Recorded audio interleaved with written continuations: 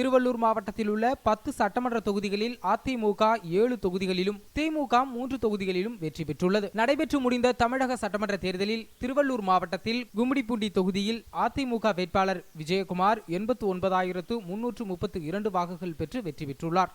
பொன்னேரியில் அதிமுக வேட்பாளர் பலராமன் 95,979 வாக்குகள் பெற்று வெற்றி பெற்றார். இதேபோல் பூவிருந்தவல்லியில் அதிமுக வேட்பாளர் ஏழுமலை 1,39,058 வாக்குகள் பெற்று வெற்றி பெற்றார். ஆவடியில் அதிமுக வேட்பாளர் பாண்டியராஜன் 1,80,064 வாக்குகள் பெற்று வெற்றி பெற்றார். இவரை எதிர்த்து போட்டியிட்ட திமுக வேட்பாளர் சாமு நாசர் தோல்வியடைந்தார். அம்பத்தூரில் அதிமுக வேட்பாளர் அலெக்சாண்டர் 94,375 வாக்குகள் பெற்று வெற்றி பெற்றார். இதேபோல் திருத்தணியில் அதிமுக வேட்பாளர் நரசிம்மன் 93,045 வாக்குகள் பெற்று வெற்றி பெற்றார். மதுரவாயல் தொகுதியில் அதிமுக வேட்பாளர் சென்னை மாநகர துணை மேயர் பெஞ்சமின் வெற்றி பெற்றார். திருவள்ளூரில் திமுக வேட்பாளர் ராஜேந்திரன் 80,477 வாக்குகள் பெற்று வெற்றி பெற்றுள்ளார்.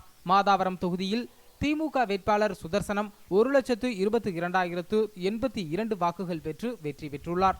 இதன் மூலம் திருவள்ளூர் மாவட்டத்தில் உள்ள 10 சட்டமன்ற தொகுதிகளில் அதிமுக 7 தொகுதிகளிலும் திமுக 3 தொகுதிகளிலும் வெற்றி பெற்றுள்ளது.